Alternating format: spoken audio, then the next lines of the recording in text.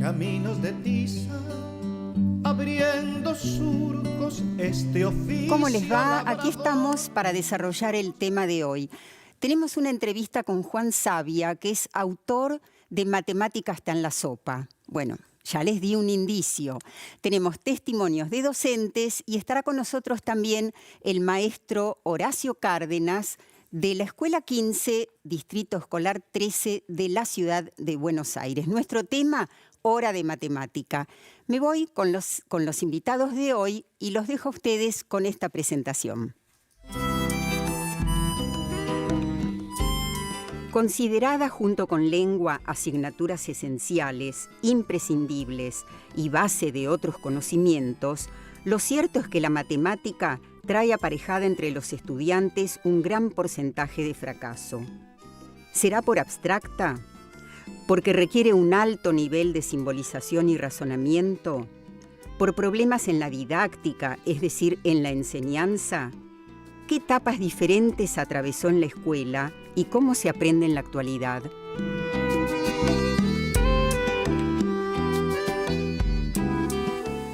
Y aquí están nuestros primeros invitados. Héctor Ponce es licenciado en Ciencias de la Educación, profesor en la UNIPE, la Universidad Pedagógica. También es profesora en la Universidad Pedagógica Patricia Sadowski, doctora en Didáctica de la Matemática y miembro de la Secretaría de Cultura de SUTEBA. Bueno, bienvenidos. Gracias. Me parece que nos Gracias. pueden ayudar a pensar bastante este tema, se dedican hace muchos años y quizás lo primero que podríamos hacer es pensar por qué distintas etapas atravesó la enseñanza de la matemática en nuestro país. Un pantallazo. Bueno, no sé si diría estrictamente en nuestro país o somos parte de movimientos que son un poco más generales.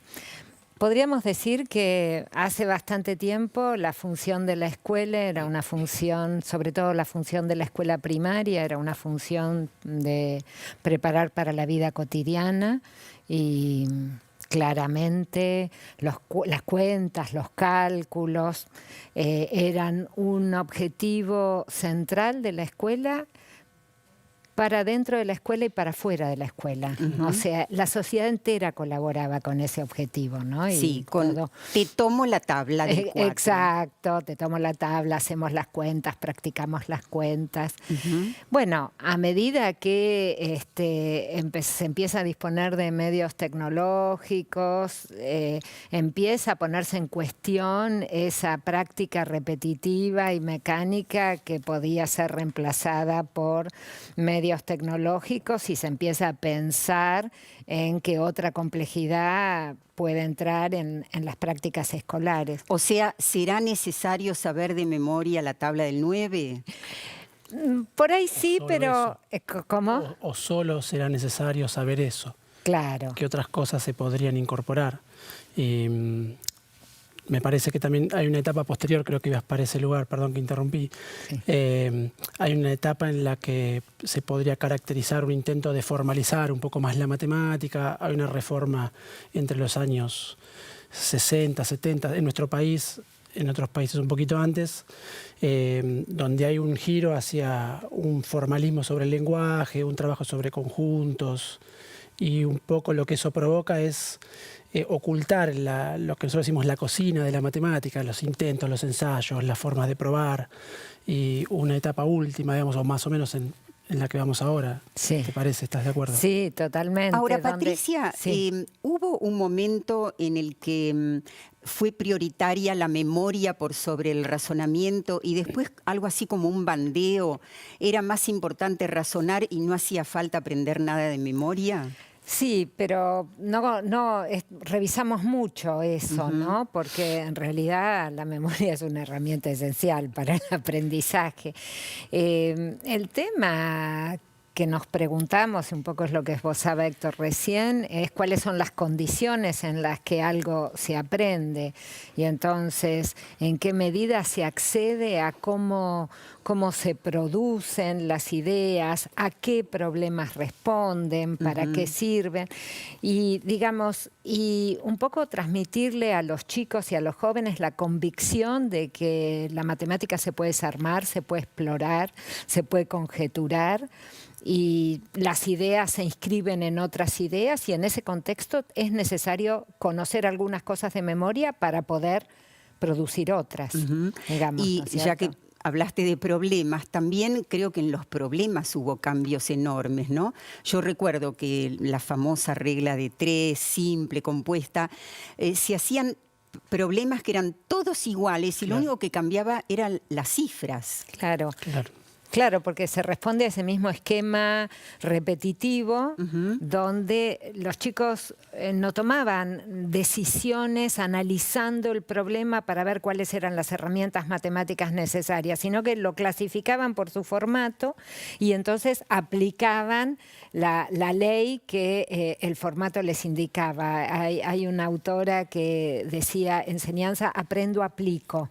O sea, un modelo y muchas repeticiones, pero... Bueno, ahora es corto y pego. Con la regla de 3, Mirta, es un ejemplo casi paradigmático, porque la regla de 3 es un método de resolución y en realidad el objeto de estudio para nosotros es la proporcionalidad, donde hay algunos métodos de resolución, como podría ser la regla de 3, pero también hay otros donde se ponen en relación las cantidades con las que se está trabajando. Y es interesante ver que el objeto de enseñanza era un método de resolución en lugar de el funcionamiento de un objeto y eso impedía la posibilidad de decidir cuáles problemas sí eran de proporcionalidad y cuáles problemas no lo son, qué condiciones tiene que tener el problema para poder ser tratado como una situación de proporcionalidad. Bueno, siempre es interesante y seguro que para ustedes lo será escuchar a los docentes cuáles son para ellos las dificultades en la enseñanza. Sí. La mayor dificultad en la enseñanza de la matemática tiene que ver con una ausencia de trabajo en equipo, con no poder trabajar todos los años con los compañeros de una manera que los chicos puedan trabajar la matemática pensada, reflexionada. Cada profesor queremos utilizar cada uno nuestro método y no pensamos en un bien común para los chicos. En principio, dificultades puede haber por parte del docente, porque no maneje bien los contenidos o no esté del todo empapado en la nueva metodología, la nueva didáctica de la matemática. Y en los chicos es falta de interés, que el docente también es el que tiene que estimular para enseñar la nueva matemática, que de por sí es mucho más atractiva que la que se enseñaba antes. Las dificultades tienen que ver, digamos, con el colegio primario, donde nosotros hacemos un proceso de adaptación. Este año se implementó empezando primer año, que fue una experiencia muy buena, muy interesante, con lo cual los alumnos, a diferencia de otros años, entran con mejor conocimiento, más preparados y se adaptan mejor a la enseñanza de matemática del primer año, por ejemplo. Y las dificultades son la comprensión de, por ejemplo, de las consignas. A los chicos les cuesta mucho prestar atención en las consignas. Desde mi punto de vista, las mayores dificultades que yo veo dentro del aula es la falta de atención. Es como que hoy los chicos están dispersos en el aula, dispersos con las tecnologías por ahí. Pero eso me parece que la falta de atención y también un poco de comprensión. Y las dificultades en la enseñanza de matemática tienen que ver más que nada con el pensamiento abstracto. A los chicos vienen con un pensamiento bastante concreto desde el primario y les cuesta empezar a adaptar el pensamiento concreto, pasar al pensamiento abstracto. Bueno, muy interesante todo lo que nos dijeron. Lo primero en realidad fue cómo interesar a los alumnos si creen que no les interesa. Sí, y retomo un poco lo que dijo la primera docente, que habló de la necesidad de trabajo en equipo para generar condiciones buenas de enseñanza y de aprendizaje. Nosotros tenemos una lectura que siempre es institucional, y la institución se escribe en unas políticas públicas y en generar condiciones para que los docentes puedan reflexionar y plantear una matemática con sentido. Quiero decir que dentro de las respuestas de los colegas docentes, algunas cuestionan la matemática en el sentido de preguntarse qué matemática, pero otros responden como si hubiera una única matemática. Y hay muchos modos de entender la enseñanza de la matemática y de seleccionar qué enseñar, cuáles son problemas desafiantes, cuáles dan lugar a que los chicos, como decimos nosotros siempre, puedan meter las manos en la masa y decir, bueno, con las herramientas que tengo, ¿qué puedo hacer? Y a partir de ahí poder empezar a discutir, a seleccionar dentro de las ideas que van surgiendo, cuáles son pertinentes, cuáles no y por qué. Y todo forma parte del sentido, ¿no? ¿Y cuándo tiene sentido? Cuando quiero decir, cuando los contenidos, cuando las propuestas son significativas para los chicos. Un poco me parece que, no únicamente, pero un poco me parece que toma sentido también cuando permite alojar las ideas que los chicos tienen sobre eso que están aprendiendo. Y eso vuelve al trabajo del maestro increíblemente complejo, porque gestionar las ideas que ocurren en el aula y ponerlas en relación, o sea, poder producir un discurso coherente y articulado con esas ideas que van apareciendo, es una tarea bien compleja. Y aparte es una tarea de, un poco retomando lo que decía Patricia, una tarea de ese docente, pero es una tarea colectiva, es una tarea de más largo plazo que requiere tener ciertas condiciones para que se pueda pensar en la enseñanza sobre eso que está ocurriendo. Así que retomando lo que decía la colega sobre la matemática pensada, me parece que ahí hay un punto interesante, que es en qué medida los problemas o la matemática que se enseña en la escuela le da lugar a las ideas que los chicos tienen sobre eso que están aprendiendo. Vamos a ver qué nos dicen sobre los contenidos complejos. Matemática es compleja para nuestros alumnos. Muchas veces tiene que ver también con su historia escolar, con lo que ha sucedido en la primaria. Entonces, a veces se convierte en el gran cuco de las materias que les hemos enseñado. Hay temas más complejos. Hoy la matemática se trabaja, sobre todo es la mirada funcional, se trabaja pensando qué funciones son las que van a trabajar después, en la resolución de problemas, la lectura comprensiva tiene mucho que ver.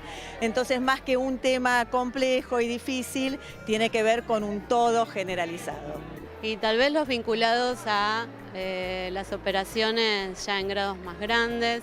Si se comprende bien el sistema de numeración, si se adoptan estrategias de cálculo mental y se comprende el sentido de las 4 operaciones, los demás contenidos no deberían ser difíciles. No, los complejos tienen que ver más que nada con los conocimientos previos que tienen de la escuela primaria, las tablas fundamentalmente, donde se hace un trabajo, digamos, en el primer mes. Pero por lo general, digamos, entran muy bien preparados. La escuela pública realmente prepara muy bien a los alumnos. Y a veces los problemas son los que más traen dificultades, porque no leen los enunciados, porque los chicos están como que quieren hacer todo rápido. Y bueno, entonces al no leer ni concentrarse, les cuesta más. En realidad lo más complejo es pasar a veces de los problemas que son concretos con algunas variables exactas, pasar a algo complejo, más abstracto, donde ellos tienen que generalizar y poner una fórmula general, o sea, pasar de ejemplos concretos a que eso lo puedan expandir, por ejemplo, a todos los números reales. Entonces, el trabajo a veces está en que ellos puedan abrir la mente a que una letra A, por ejemplo, puede ser cualquier número natural o cualquier número real. Ellos dicen, no, la letra A es una letra A y esto no es un número. Entonces, desde ese punto de vista es como lo más difícil.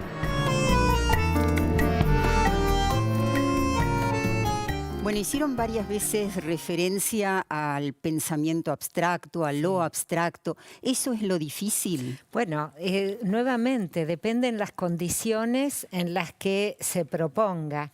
O sea, ¿en qué sentido la simbología algebraica, por ejemplo, proviene de un proceso de generalización trabajado en la clase? O, digamos, se instala de manera repentina, aislada y separada de la historia anterior de los chicos. Esa es una cuestión.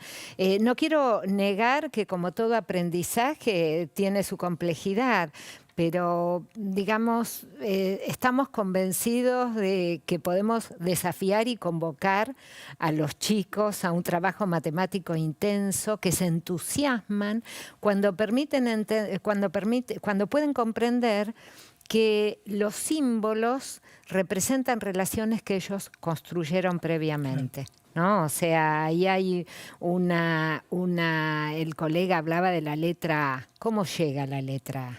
Digamos, hubo posibilidades, por ejemplo, de que los chicos usaran otras representaciones alternativas para expresar un número genéricamente y la letra aparece como una más de esas expresiones, o viene como un número generalizado sin que esté representando un conjunto de números, por ejemplo, ¿no? O sea, ahora, ¿y a qué capacidades apela la matemática? ¿A qué capacidades de los alumnos? Hay un comentario que las docentes hicieron sobre la cuestión de la comprensión, en particular de la comprensión de las consignas. A nosotros nos parece interesante pensarlo desde el punto de vista de qué matemática está involucrada en esa comprensión. O sea, es posible que algunos alumnos tengan alguna dificultad para leer, pero nosotros pensamos que cuando uno empieza a resolver un problema, el enunciado o la consigna del problema se termina de comprender cuando uno va terminando el problema. O sea, lo que el problema te pide no es la comprensión de lo que el problema te pide no es una a priori. Por ejemplo, si yo te digo, si 12 por 12, usando que 12 por 12 es 144, ¿cuánto es 120 por 12? ¿Qué quiere decir usando cuando uno empieza el problema? Eso se entiende cuando uno va terminando el problema y pudo establecer relaciones entre el 120 y el 12. Entonces, no niego que es posible que haya algunos chicos que tengan alguna dificultad para leer, pero ese diagnóstico así no explica el contenido matemático que subyace bajo esa tarea. Entonces, a lo mejor algunas pistas habría que buscarlas también, un poco retomando lo que dice Patricia, de las condiciones, en qué medida lo anterior permitió que los chicos tengan herramientas para entrar en este ejercicio. No es un problema de lectura, es un problema de cómo organizar la enseñanza. Retomamos. Vamos a tener mucho tiempo todavía y en el próximo bloque, bueno, vamos a conocer cómo trabaja el maestro Horacio Cárdenas. Vienen de lejos caminos de tiza, abriendo surcos este oficio labrador.